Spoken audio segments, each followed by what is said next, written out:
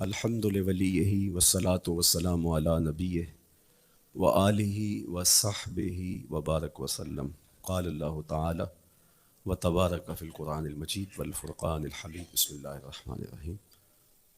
قل بفضل اللہ وبرحمتہ فبذلک فلیفرحوا۔ صدق اللہ مولانا العظیم وصدق رسولہ النبی الکریم الرؤوف الرحیم۔ اللہم نور قلوبنا بالقرآن وزین اخلاقنا بالقرآن وادخلنا الجنة بالقرآن ونجنا من النار بالقرآن۔ قال اللہ تعالی وتبارک فی شان حبیبہ مخبرا وآمرا ان اللہ وملائکتہ یصلون علی النبی یا ایہا الذین آمنوا صلوا علیہ وسلموا تسلیما۔ اللہم صلی علی سیدنا مولانا محمد معدن الجود والکرم صلاۃ وسلاما علیک یا سیدی یا رسول اللہ۔ حمد و تعریف و توصیف اللہ جل مجدہ الکریم کی ذات برکات کے لیے، رسول رحمت شفیع معظم نبی محتشم حضور ختمی المرتبت صلی اللہ علیہ وآلہ وسلم کے حضور ناز میں اپنی عقیدتوں، ارادتوں اور محبتوں کا خراج پیش کرنے کے بعد واجب الاحترام ذوی الاحتشام معزز و مکرم سامعین، خواتین و حضرات، السلام علیکم ورحمۃ اللہ وبرکاتہ۔ کتاب رحمت قرآن مجید میں اللہ جل شانہ نے ارشاد فرمایا، اے محبوب ارشاد کر دیجئے، فرما دیجئے، قل بفضل اللہ و برحمتہ، جب اللہ کا فضل اور اس کی رحمت ہو، فبذالک فلیفرحوا، تو انہیں چاہیے کہ اس فضل و رحمت کے حصول پر، اللہ جل شانہ کی اس کرم نوازی پر فرحت کا اظہار کریں، خوشی اور شادمانی کا اظہار کریں۔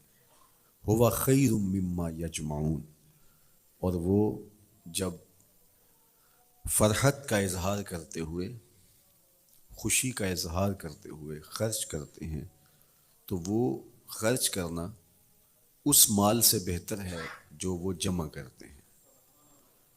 تو خوشیوں کا حصول اللہ جل شانہ کا شکر واجب کرتا ہے۔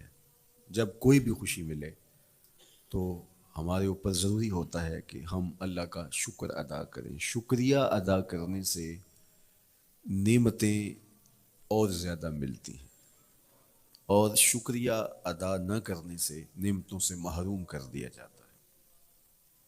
اور یہ انسانی فطرت ہے کہ جب اسے کوئی سرشاری ملتی ہے، جب اسے کوئی نعمت، رحمت یا راحت پہنچتی ہے تو وہ اس پر خوش ہوتا ہے۔ قرآن مجید میں ایک مقام پہ فرمایا وَإِذَا أَذَقْنَا الْإِنسَانَ مِنَّا رَحْمَةً فَرِحَ بِهَا، جب انسان کو ہماری جانب سے کوئی رحمت ملتی ہے تو وہ اس پہ خوش ہو جاتا ہے۔ آپ ایک چھوٹے سے بچے کی گال سہلائیں، اس کو ٹافی دیں، اس کے سر پہ شفقت سے ہاتھ رکھیں تو اس کا چہرہ کھل کے گلاب ہو جاتا ہے۔ ٹھٹھرتے ہوئے ماحول میں کسی کو روک کے گرم چائے پلا دے تو اس کی طبیعت میں سرشاری آ جائے گی اور وہ آپ کا شکر گزار رہے گا۔ تو یہ انسانی فطرت ہے، اس میں مسلمان ہونا بھی ضروری نہیں ہے کہ کسی بھی شخص کو آپ کوئی شے عطا کرتے ہیں، اسے کوئی خوشی دے دیتے ہیں تو وہ اس سے بہت زیادہ سرشار ہوتا ہے۔ رحمتم منا، جو لفظ قرآن نے بیان کی ہے وہ ہے رحمتم منا، یعنی ہماری جانب سے اسے کوئی رحمت ملے۔ رحمتن نکرہ ہے یہاں، کوئی رحمت ملے، عام سی رحمت ملے، فرح بہا، تو اس رحمت کے ملنے پر وہ خوش ہو جاتا ہے۔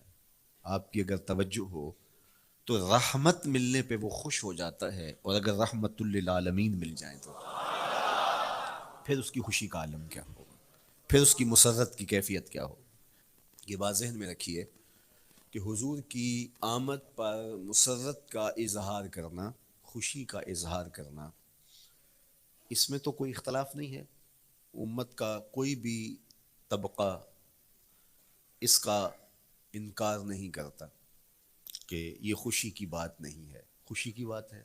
ہر دور میں اور ہر علاقے کے اپنے اظہار کے سلیقے ہوتے ہیں اور طریقے ہوتے ہیں۔ اگر وہ شریعت ہوتے ہیں، اگر وہ شریعت کے مزاج سے متصادم نہ ہوں تو ان کو اختیار کرنے میں کوئی حرج نہیں ہے۔ پھر مرور زمانہ کے ساتھ بدلتے ہوئے تقاضے ہوتے ہیں۔ کسی زمانے میں تلواروں کے ساتھ، تیروں کے ساتھ لڑائی ہوتی تھی اور وہ جہاد اسلامی قرار پاتا تھا۔ آج کی لڑائی میزائلوں کے ساتھ اور ٹینکوں کے ساتھ ہے اور یہ بھی جہاد اسلامی قرار پاتا ہے۔ کوئی کہے کہ تیر و تفنگ کو چھوڑ کے، نیزہ و بالا کو چھوڑ کے، شمشیروں کو چھوڑ کے یہ میزائلوں پہ آ جانا، یہ ٹینکوں پہ اور یہ جدید آلات حرب پہ آ جانا، یہ دانش مندی نہیں ہے، یہ سنت سے انحراف ہے۔ تو میاں تو سنت کے مفہوم کو نہیں سمجھا۔ اس دور میں آلات حرب وہ تھے، بدلتے تقاضوں کے ساتھ آلات حرب یہ ہوئے، تو وہ بھی عین جہاد اسلامی تھا، یہ بھی عین جہاد اسلامی ہوگا۔ اسی طرح خوشی کے مختلف طریقے ہیں۔ کسی زمانے میں بالکل پرانے لوگ جانتے ہیں، جب کسی کے ہاں خوشی آتی تو وہ گڑ کی روڑیاں بانٹتا، یہ پرانا طریقہ۔ پھر اس کے بعد پتاشے بانٹنا شروع ہو گئے لوگ، پھر اس کے بعد وہ شکر پارے آ گئے، اس کے بعد پھر لڈو آ گئے، پھر موتی چور، اور پھر نہ جانے کیا کیا۔ لیکن روح ایک ہی ہے۔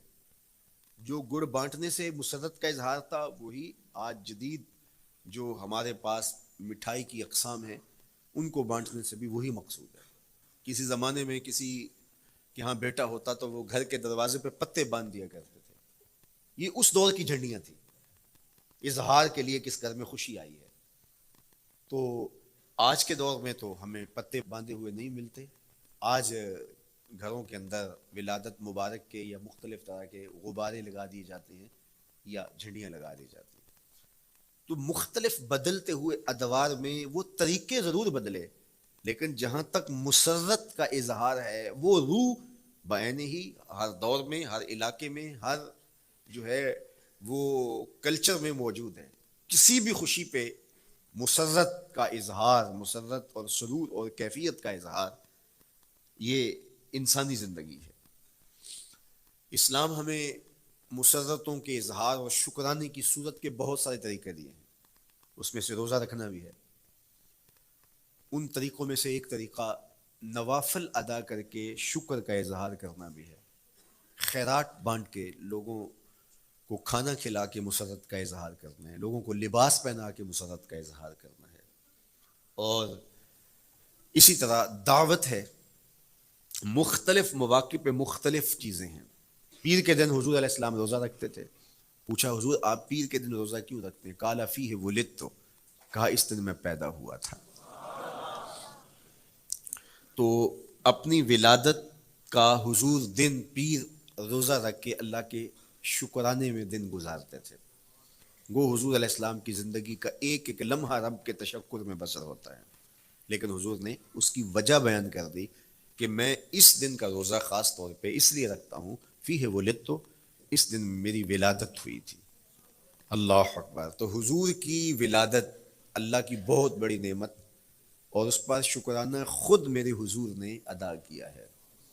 علماء نے لکھا ہے کہ حضور کی ولادت کی خوشی یہ اللہ کی رضا کا سبب اور ذریعہ ہے۔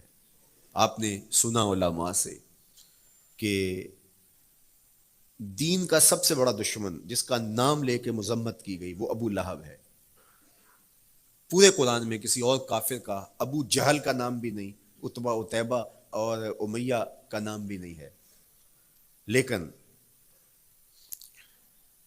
نام لے کر کے مذمت اگر کسی شخص کی گئی وہ تو ابو لہب کی گئی۔ حضور علیہ الصلوۃ والسلام جب کوہ صفا پہ جلوہ فراز ہوئے، وَأَنذِرْ عَشِيرَتَكَ الْأَقْرَبِينَ، حکم ہوا پہلے قریبی لوگوں کو آپ اللہ کا ڈر سنائیں۔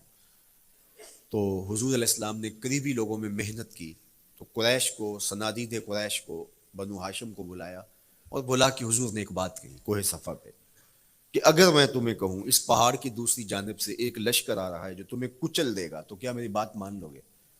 تو انہوں نے کہا اگر نظر نہ بھی آیا تو ہم کہیں گے ہم اندھے ہیں، آپ سچے ہو، ہماری نظروں کو پھیر لگ رہا ہے، آپ جھوٹ نہیں بول سکتے، ہم نے 40 سال آپ کے شب و روز دیکھے تو کیسے ہم یہ گمان کر لیں؟ تو حضور نے فرمایا اگر میری ذات پہ اتنا یقین ہے تو مان لو اللہ ایک ہے۔ ابو لہب سب سے پہلے بولا تبا لک ہنالک سائر الیوم الہذا جمعتنا معاذ اللہ، کہ آپ کا معاذ اللہ ہاتھ ٹوٹ جائے، آپ نے اس لیے ہمیں جمع کیا تھا؟ تو اللہ تعالیٰ جل شانہ نے اس کا جواب دیتے ہوئے ارشاد فرمایا تبت یدا ابی لہب وتب، ظالم تیرے دونوں ٹوٹ جائیں، ظالم تیرے دونوں ٹوٹ جائیں۔ تو ابو لہب کا نام لے کے مذمت کی گئی، لیکن یہ بدترین کافر جب حضور کی ولادت ہوتی ہے تو اس کی لونڈی سویبہ اس کو جا کے خبر دیتی ہے کہ تیرے مرحوم بھائی کے گھر بیٹا پیدا ہوا ہے، تو یہ بہت خوش ہو گیا، اس لیے نہیں کہ نبی تشریف لائے ہیں، اس لیے کہ میرے مرحوم بھائی کے گھر میں چراغاں ہوا، تو بھتیجا ہونے کے ناطے اس کو ایک سرشاری اور خوشی ہوئی، اور لونڈی کے خبر دینے پر اس نے اشارے سے اس کو کہا جا تو آزاد ہے۔ اللہ اکبر۔ یہاں سے یہ بھی سمجھیں کہ حضور نے صحن کائنات میں قدم رکھا، غلاموں کو آزادی ملنے لگی، غلامی کی زنجیریں ٹوٹنے لگی، تو صحابہ کو کہا جا تو آزاد ہے۔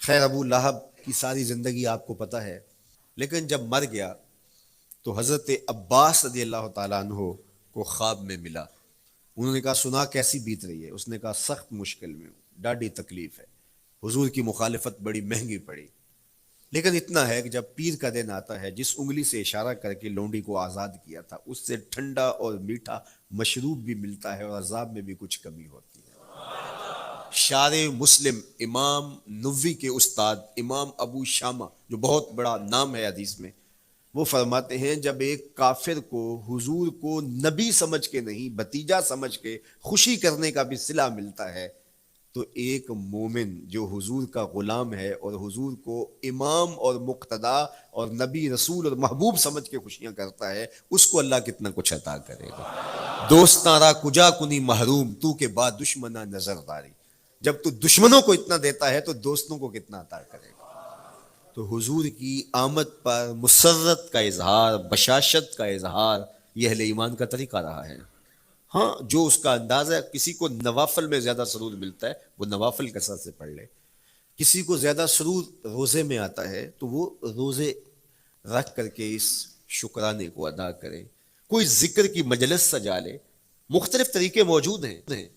حضور علیہ السلام تشریف لائے، صحابہ بیٹھے ہوئے تھے، صحیح مسلم میں روایت ہے، سنن نسائی میں ہے، اور بھی کتب حدیث میں، محفل بپا تھی، تو حضور نے کہا ما اجلسکم، کیوں بیٹھے ہوئے ہو؟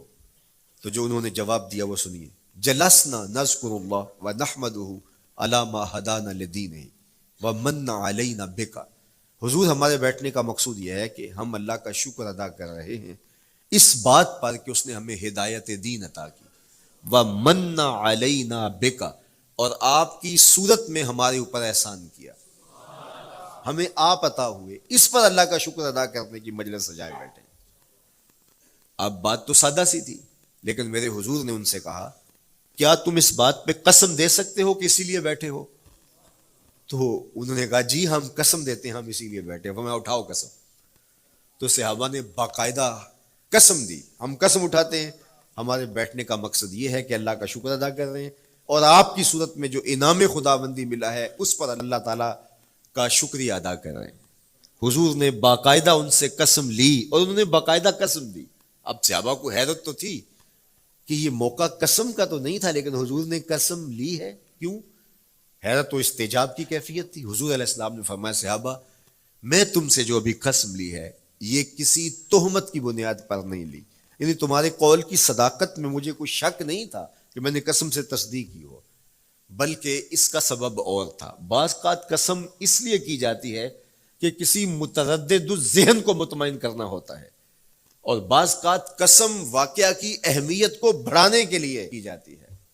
کوئی بندہ کہہ رہا ہے کہ جناب فلاں صاحب آ رہے ہیں ہمارے گھر میں، مہمان آ رہے ہیں، تو گھر کے اچھا کہتا ہاں قسم اللہ کی، تو اس کا یہ مطلب نہیں کہ اس کے شک ہوتا ہے، اس کی خوشی اور اس کی مسرت کے اظہار کو بڑھانے کے لیے وہ کہتا ہے کہ ہمارے گھر کے اندر آج فلاں آ رہا ہے، تو وہ کہتا اچھا کہتا ہاں ہاں قسم اللہ کی وہ آ رہا ہے۔ تو یہ متردد کا شک دور کرنے کے لیے قسم نہیں ہے، یہ بلکہ اس کی خوشی اور سرشاری کو پختہ کرنے کے لیے ہے۔ تو عربوں میں قسم مختلف وجہ سے کی جاتی تھی، تو حضور نے فرمایا یہ جو میں نے تم سے قسم لی ہے یہ کسی تہمت کی بنیاد پہ نہیں لی، بلکہ اس قسم کا سبب کیا ہے، سنو۔ پھر حضور نے خود بتایا فرمایا تم یہاں بیٹھے تھے، میں حجرے میں بیٹھا تھا، اتانی جبریل علیہ السلام، میرے پاس جبریل امین حاضر خدمت ہوئے، فاخبرنی ان اللہ یباہی بکم الملائکہ، تو مجھے انہوں نے خبر دی ہے، محبوب ذرا باہر تو نکل کے دیکھو، صحابہ تمہارے اس عمل پر اللہ فرشتوں میں ناز کر رہا ہے، اللہ فرشتوں میں فخر کر رہا ہے کہ دیکھو میں نے ان کو نعمت دی، کتنے قدردان نکلے، اس نعمت کا شکرانہ ادا کر رہے ہیں۔ اور آج اگر ہم اپنے گھر میں بیٹھ کے، اپنی مسجد میں بیٹھ کے حضور کی صورت میں انعام خداوندی کا شکریہ ادا کرتے ہیں تو اللہ کی رحمتوں سے بعید نہیں کہ اللہ فرشتوں سے کہے دیکھو صدیاں بیت گئیں، یہ آج بھی شکرانہ ادا کر رہے ہیں، اور یہ بات میری اور آپ کی بخشش کی ضمانت قرار پائے۔ تو حضور کی صورت میں جو انعام ہوا، حضرت حسان بن ثابت اکثر کہا کرتے تھے منا علینا ربنا ام بعث فینا محمدا، ہمارے رب نے ہمارے اوپر احسان کر دیا ہے کہ محمد عربی عطا کر دیے۔ ساری زندگی سجدے میں سر رکھ کے شکر ادا کرتے رہیں، حق شکر پھر بھی ادا نہ ہو۔ میں تو کہا کرتا ہوں ہمارے بدن پہ اتنے بال نہیں ہیں جتنے رسول اللہ کے احسانات ہیں، ہمارا بال بال قرض رسالت میں جکڑا ہوا ہے، ساری زندگی ان کے گیت گائیں۔ میں ایک رات کے میلاد کا صرف قائل نہیں ہوں کہ ایک رات میلاد کر لو اور پورا سال چھٹی، ساری زندگی حضور کا نام جپو، ساری زندگی حضور پہ درود پڑھو، لمحہ لمحہ حضور کے ذکر کا چراغاں کرو، صرف اپنے گھروں میں، اپنی چہار دیواریوں میں اور اپنے بازاروں میں جھنڈیاں ہی نہ لگاؤ، بلکہ دل کے ایک ایک پرت پہ نام محمد کی جھنڈی لگاؤ۔ صرف منڈیروں پہ چراغاں ہی نہ کرو بلکہ دل کی اندھیر گلیوں میں بھی حضور کے نام کا چراغاں کرو، اندر بھی روشنی ہو باہر بھی روشنی ہو، حضور پہ درود پڑھو، حضور کا ذکر کرو، اپنے بچوں کو بٹھا کر کے حضور کے قصیدے سناؤ، حضور کی شانیں سناؤ، حضور کی سیرت بتاؤ انہیں، اپنے گھر کے ماحول کے اندر، اپنی مسجد میں، اپنی گلی میں، اپنے دوستوں میں حضور کا ذکر کرو۔ دوستوں آپس میں بیٹھو تو کہو یار اللہ کا کتنا کرم ہو گیا کہ اللہ نے ہمیں حضور عطا کر دیا۔ دوستوں میں بیٹھے جب یوں بات کرو گے تو اللہ کی رحمتیں کس قدر تمہارے اوپر برسیں گی۔ اپنی عقیدتوں کا اظہار کرو، وہاں کمیت نہیں دیکھی جاتی، وہاں کیفیت دیکھی جاتی ہے، وہاں مقدار نہیں دیکھی جاتی، وہاں معیار دیکھا جاتا ہے۔ وہ چہرہ اور چہرے کا تل نہیں دیکھتے، وہ بندے کا دل دیکھتے ہیں، وہ دیکھتے ہیں کون کس خلوص کے ساتھ محبت لے کر کے آیا ہے۔ شاہ ولی اللہ محدث دہلوی بہت بڑا نام ہے، تمام مکاتیب فکر کے نزدیک معتبر نام ہے۔ شاہ ولی اللہ محدث دہلوی فرماتے ہیں میرے والد شاہ عبد الرحیم محدث دہلوی ہر سال حضور کا میلاد کرتے تھے اور اپنی استطاعت کے مطابق لوگوں میں، آنے والوں میں کچھ کھانا بھی تقسیم کرتے ہیں۔ ایک سال حالات اتنے پتلے تھے کہ ان کو میسر نہ تھا کہ لوگوں کو بھرپور کھانا کھلا سکیں، لیکن کہا چلو ناغہ نہ ہو، ایک تسلسل ہے جاری رہے، تو انہوں نے چنے بانٹ دیے بعد میں، لیکن دل میں تشویش تھی کہ اس مرتبہ من کی منشا پوری نہیں ہوئی، تو اسی حالت میں سو گئے، سوئے تو مقدر جاگا، حضور کا دیدار نصیب ہوا، اور جس نے حضور کو خواب میں دیکھا اس نے حضور کو ہی دیکھا۔ من رآنی فی المنام فقد رآنی، فرمایا جس نے مجھے خواب میں دیکھا اس نے مجھے ہی دیکھا۔ فإن الشیطان لا یتمثل بی، شیطان میری مثل ہو ہی نہیں سکتا، خواب میں آ کر بھی حضور کی مثل ہونے کا دعویٰ نہیں کر سکتا، جس نے مجھے دیکھا اس نے مجھے ہی دیکھا۔ اور دوسری بات، حضور جس کے خواب میں آئے قصد، ارادے اور مرضی سے آئے۔ تیسری بات، حضور علیہ الصلوۃ والسلام نے خواب میں کسی کو کچھ عطا کیا تو وہ حقیقت میں عطا کیا۔ ویسے میں خواب میں کسی سے کچھ لیتا ہوں، آپ خواب میں کسی سے کچھ لیتے ہیں یا کسی کو کچھ دیتے ہیں تو وہ محض خواب ہوتا ہے۔ آپ نے کسی سے قرض لینا ہو تو وہ خواب میں آ کے ادا کر دے تو صبح اٹھ کے کھاتے سے نام کاٹ دیں گے؟ آپ کہیں گے خواب میں ادا کیا، بھوک میں تڑپتے سو گئے، رات عالی نسب ہوٹل سے کھانا کھاتے رہے، صبح بھوک محسوس کریں گے یا نہیں؟ خواب میں کھایا ہے نا۔ وہ کیا کسی نے کہا 100 بار میرے ہاتھوں میں تیرا دامن آیا، جب آنکھ کھلی تو اپنا ہی گریباں تھا۔ کچھ نہیں ہوتا، خواب محض خواب ہوتا ہے۔ لیکن اگر حضور کسی کو خواب میں کچھ عطا کریں، امام بوصیری سے پوچھو، رات چادر ملتی ہے، صبح اٹھتے ہیں کندھوں پہ موجود ہوتی ہے۔ حضور عطا کرتے ہیں تو حقیقت میں عطا کرتے ہیں۔ امام سخاوی نے القول البدیع میں لکھا ہے، ایک شخص حضور کے روضے پہ کھڑا ہے اور کیا کہتا ہے؟ انا ضیفوں کا، میں آپ کا مہمان ہوں اور آپ کے ہوتے ہوئے کسی اور در پہ تو نہیں جانا۔ آقا جی میں تیرا ہو کے خیر منگاں در در دا، مریل کتا کیوں اخواواں ایڈے بختاں وردہ۔ جب میں تیری چوکھٹ پہ ہوں تو کسی اور سے کیوں مانگوں؟ اور میرے امام بولے کون دیتا ہے دینے کو منہ چاہیے، دینے والا ہے سچا ہمارا۔ کوئی جھولی میں چند ٹکڑے ڈال بھی دے تو ساری زندگی جتلائے گا۔ اللہ اکبر۔ عارف عبد المتین نے تو قلم توڑ دیا نا۔ اور جتنے بھی سہارے ہیں سبک کرتے ہیں، عزت نفس بڑھاتا ہے سہارا تیرا۔ ہر آسرا کمزور کرتا ہے لیکن نبی کا آسرا سر بلند کرتا ہے۔ کسی چودھری کا، خان وڈیرے کا مانگت سر اٹھا کے چل سکتے کہ میں فلاں کا مانگت ہوتا ہوں اور جس کو خیرات مدینے کی گلی سے ملی ہو؟ اسی لیے میرے امام نے مشورہ دیا، ٹھوکریں کھاتے پھرو گے ان کے در پہ پڑ رہو۔ قافلہ تو اے رضا اول گیا آخر گیا۔ وہ کھڑا ہی حضور کے روضے پہ اور کیا کہتا ہے؟ انا ضیفو کا، میں آپ کا مہمان ہوں اور آپ کے ہوتے کسی اور در پہ جاؤں؟ اللہ اکبر۔ یہ کہتے کہتے آنکھ لگ گئی۔ حضور خواب میں تشریف لائے، دائیں ہاتھ میں روٹی تھی، عطا کرتے ہوئے میں خذ لے لے۔ کہتا میں نے خواب میں کھانا شروع کر دی، ابھی آدھی روٹی کھائی تھی، پوری روٹی نہیں کھائی تھی، آدھی روٹی کھائی تھی کہ میری آنکھ کھل گئی۔ جب آنکھ کھلی تو دوسرا آدھا ٹکڑا میرے ہاتھ میں موجود تھا۔ وہ دیتے ہیں تو حقیقت میں دیتے ہیں۔ تو شاہ ولی اللہ محدث دہلوی فرماتے ہیں کہ میرے والد شاہ عبد الرحیم محدث دہلوی نے خواب میں حضور کو دیکھا، اور چونکہ دن یہ عمل گزرا تھا اور کہ مہمانوں کو خاطر خواہ تواضع نہیں کر سکا تھا، تو حضور کے سامنے انواع و اقسام کی چیزیں پڑی ہیں، ان میں میرے والے چنے بھی موجود ہیں اور حضور ان کے ساتھ شفقت فرما رہے ہیں۔ تو یہاں معیار دیکھا جاتا ہے، مقدار نہیں دیکھی جاتی، یہاں کمیت نہیں دیکھی جاتی، کیفیت دیکھی جاتی ہے۔ یہاں چہرے اور چہرے کا تل نہیں دیکھا جاتا، یہاں آنے والے کا دل دیکھا جاتا۔ یار چہرہ تو چمکدار تھا، اسی لیے ابو لہب کہتے ہیں نا شعلے کی طرح چمکتا ہوا، لیکن جہنم کا ایندھن بنا۔ اور کالے رنگ والا، ہونٹ موٹے ہیں، لیکن کعبے کی چھت پہ کھڑا اذان دے رہا ہے۔ اذان ازل سے تیرے عشق کا ترانہ بنی، نماز تو اس کی دید کا ایک بہانہ بنی، ادائے دید سراپا نیاز تھی تیری، کسی کو دیکھتے رہنا نماز تھی تیری۔ تو عقیدتوں کے رنگ اور محبتوں کے رنگ حضور علیہ السلام کے ساتھ جب کوئی پیش کرتا ہے تو رائے گانی جاتی۔ یہ وفاداروں کا در ہے، یہاں بے وفائی کا تصور ہی نہیں ہے۔ وہ ہاتھ پکڑتے ہیں تو پھر چھوڑتے نہیں ہیں، اس لیے ان سے محبت کا ربط قائم کیجیے، اپنی اولادوں کو حضور کا پیار سکھائیے، اپنے گھروں میں میلاد کیجیے۔ لازم نہیں ہے کسی عالم دین کو بلاؤ، آپ اپنے گھروں میں حضور علیہ السلام پر درود پڑھیے گا، بچوں کو بٹھائیے گا اور حضور کی سیرت کا کوئی واقعہ ان کو سنائیے گا۔ صحابہ اپنے بچوں کو بٹھا کر کے حضور کی سیرت بتایا کرتے تھے، حضور کا نقشہ بتایا کرتے تھے، حضور کے شمائل ذکر کیا کرتے تھے۔ اور کوئی صحابی ملتا تو تابعین جمع ہو جایا کرتے تھے اور اسے پوچھتے تھے اچھا بتاؤ حضور کی صورت کیسی تھی، زلفیں کیسی تھی۔ یہی میلاد ہے نا۔ میلاد میں حضور کے فضائل کا ذکر ہوتا ہے، شمائل کا ذکر ہوتا ہے، خصائل کا ذکر ہوتا ہے۔ اور موسم حج کا ہے، ایک اونچے ٹیلے پہ حضرت سیدنا ابو طفیل چڑھ گئے، یہ آخری صحابی ہیں، اس کے بعد کوئی صحابی نہیں، آخر میں سب سے آخر میں فوت ہوئے 110 ہجری میں، حضور کے وصال کے 100 سال بعد تک زندہ رہے۔ اونچے ٹیلے پہ چڑھ گئے اور لوگوں کو کہا لوگوں آؤ، اس وقت روئے زمین پہ میرے علاوہ کوئی نہیں جس نے حضور کو دیکھا ہے، بس انہی آنکھوں نے حضور کو دیکھا ہے۔ کیا ناز ہے۔ میرے ایک استاد ہوتے تھے سر محمد علی حاشر، اللہ ان کی قبر پہ رحمت نازل کرے، تو وہ بڑے بڑے مشاہیر اہل سخن سے ملے تھے تو وہ بات کرتے تھے۔ میں مولانا ظفر علی خان کا مصاحب رہا ہوں، میں نے اقبال کو دیکھا ہے۔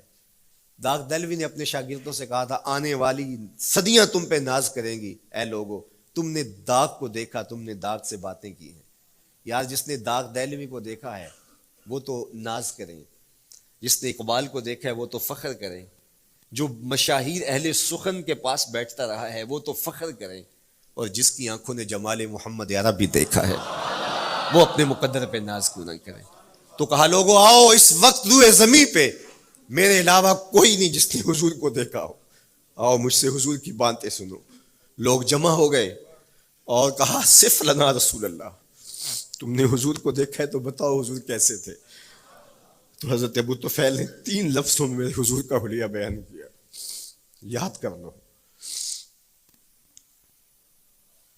حضرت ابو طفیل نے کہا کان رسول اللہ صلی اللہ علیہ وسلم ابیض ملیحا مقصدا، ایک تو چٹے رنگ کے تھے، ایک تو حضور کا رنگ گورا تھا، دوسری بات ملیحا حضور کا حسن نمکین تھا، اور تیسرا مقصدہ، حضور متوازن تھے، نہ قد لمبا نہ قد پست، سوا صدر والبطن، سینہ اور پیٹ برابر، لیسا بالطویل الممغط ولا بالکثیر المتردد، نہ پست کے عجیب دکھائی دیں نہ اتنے لمبے کے عجیب لگیں، بلکہ درمیانہ قد۔ لیکن اذا جامع القوم غامرہم، سن لو حضور کا قد تو درمیانہ تھا، لیکن جب لوگوں کے درمیان چلتے حضور کے کندھے لوگوں کے سروں سے اونچے دکھائی دیتے۔ یہ اللہ نے شان دی اپنے محبوب کو۔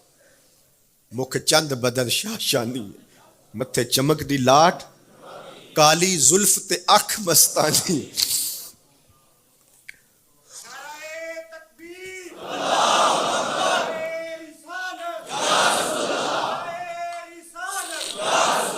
کالی زلف تے اکھ مستانی ہے، مخمور رکھی ہن مد بھری۔ میں آپ کو مدینے کی گلی میں لے جانا چاہتا تھا کہ حضور علیہ السلام کی جب آمد ہوئی تو اہل مدینہ نے کس طرح جلوس نکالا، وہ عقیدتوں کے کیا رنگ تھے، لیکن وقت سمٹ گیا۔ لیکن اتنا سن لو کہ جب حضور تشریف لائے تو جنوبی سمت سے حضور آئے تھے۔ جب انہوں نے دیکھا نا تو اچانک وداع کے پہاڑوں کی اوٹ سے حضور دکھائی دیے، تو سیاہ پہاڑ ہیں، تو ان سے جب حضور کا چمکتا ہوا چہرہ دکھا نا تو بے ساختہ انہوں نے کہا طلع البدر علینا، وہ دیکھو چاند چڑھ گیا ہے، طلع البدر علینا، وہ دیکھو چاند چڑھ گیا۔ یہ شاعری خود بخود ہوتی ہے، خود بخود ترتیب، ایک ہوتی ہے آورد، ایک ہوتی ہے آمد، یہ آمد ہے۔ طلع البدر، وہ دیکھو چاند چڑھ گیا۔ من ثنیات الوداع وجب الشکر علینا۔ مورخ اسلام حفیظ جالندری نقشہ کہتے ہیں جنوبی سمت سے اٹھا ایک نوری غبار آخر، جنوبی سمت سے اٹھا ایک نوری غبار آخر، سواد شہر میں داخل ہوا ناکا سوار آخر، زباں پر اشرق البدر علینا کی صدائیں تھیں، دلوں میں ما دعا للہ دائی کی دعائیں تھیں، نبوت کی سواری جس طرف سے ہو کے جاتی تھی، درود و نعت کے نغمات کی آواز آتی تھی، کہیں معصوم ننھی بچیاں تھیں دف بجاتی تھی، رسول پاک کی جانب اشارے کر کے گاتی تھی، اور کہتی کیا تھی، ہم ہیں بچیاں نجار کے عالی گھرانے کی، خوشی ہے آمنہ کے لال کے تشریف لانے، خوشی ہے آمنہ کے لال کے۔ عجیب رنگ بکھرے ہوئے تھے۔ حضور نے جب بچیوں کو دیکھا تو فرمایا تم مجھ سے محبت کرتی ہو؟ انہوں نے کہا ہم دل و جان سے آپ سے پیار کرتی ہیں۔ تو حضور نے فرمایا واللہ انا احبکن، اللہ کی قسم میں بھی تم سے پیار کرتا ہوں، میں بھی تم سے پیار کرتا ہوں۔ لوگ گھروں کو سجائے بیٹھے، ہلم الینا یا رسول اللہ الی العدد والعدۃ والمنع، حضور آ جاؤ نا، آ جاؤ، ہمارے پاس اسلحے بھی ہیں، کسی نے حملہ کیا توڑ کے رکھ دیں گے، ہمارے بڑے بڑے گھر ہیں، مہمان آئے سنبھال لیں گے، رک جاؤ نا ہمارے گھر۔ اب اتنے چاہنے والے ہوں تو کس کو پذیرائی دیں؟ حضور اونٹنی کی مہار گردن پہ ڈالتے، فرماتے خلو سبیلہا ناقتی مامورۃ من اللہ، اس کی راہیں چھوڑ دو، یہ اللہ کے حکم کی پابند ہے۔ کہتے ہیں لوگوں نے اونٹنی کو چارہ دکھانا شروع کر دیا کہ چلو اونٹنی بیٹھ جائے، اللہ اکبر، پانی ہڑا نو لوڑ کی راہ براندی، پہنچے آپ دریار سرکار یارا۔ یار جب محبت پیدا ہوتی ہے یار منانے کے ڈھنگ بھی سیکھ لیے جاتے ہیں، محبت بتا دیتی ہے محبوب کو کیسے منانا ہے، لیکن حضور فرماتے خلو سبیلہا ناقتی مامور، راہیں چھوڑ دو، میری اونٹنی اللہ کے حکم کی پابند ہے، یہ سبز چاروں کے لالچ میں آنے والی نہیں ہے، چھوڑو چھوڑو اس کا راستہ۔ اللہ اکبر، جب بنو نجار کے محلے سے حضور گزرے، یہی بچیوں نے طلع البدر علینا پڑھا تھا، اور یہی محلہ حضور کے ننیال کا محلہ تھا۔ انہوں نے جو لفظ کہے، امام صالحی نے اللہ ان کی قبر پہ کروڑوں رحمتیں نازل کر۔ سبل الہدیٰ والرشاد میں نے کئی مرتبہ یہ مقام پڑھا ہے، باب الہجرہ، مسلم شریف، باقی کتب حدیث میں بھی ہے، لیکن امام صالحی نے بہت ساری حدیث جمع کی ہیں، اور انہوں نے یہاں جو منظر بیان کیا ہے، انہوں نے جو لفظ کہے نا، جب حضور آئے بنو نجار کے محلے سے گزرنے لگے تو ذرا لفظوں کی چاشنی دیکھیے، ان لفظوں سے ٹپکتے شہد کو دیکھیے، تو انہوں نے آگے بڑھ کے حضور کو دعوت دی، اور لفظ کیا کہیں، ہلم الی اخوالک یا رسول اللہ الی العدد والعدۃ والمن، حضور ادھر تو رک جاؤ، یہ تو آپ کے ماموں کے گھر ہیں، یہ تو آپ کے ننیال کا محلہ ہے۔ لیکن حضور نے فرمایا کہ بس میری راہیں چھوڑ دو۔ پھر اونٹنی جا کے کہاں بیٹھی، نیویاں دا پرونا ہے میرا نبی، کوٹھیاں تے چڑھے ویخ دے رہ گئے۔ سہل اور سہیل دو یتیم بچے تھے، اور ان کی خالی جگہ پڑی تھی، جا کے اونٹنی وہاں بیٹھ گئی۔ اٹھایا گیا، پھر بیٹھ گئی۔ قریب ترین مکان حضرت ابو ایوب انصاری کا تھا۔ دوڑے آئے، سامان اتارنے لگے، کہا حضور اونٹنی کو اب نہ اٹھاؤ، اب تو میرے وقت جاگ پڑے ہیں۔ پھر ان کی کیفیت کیا تھی؟ امروز شاہ شاہاں مہمان شدست تمہارا۔ امروز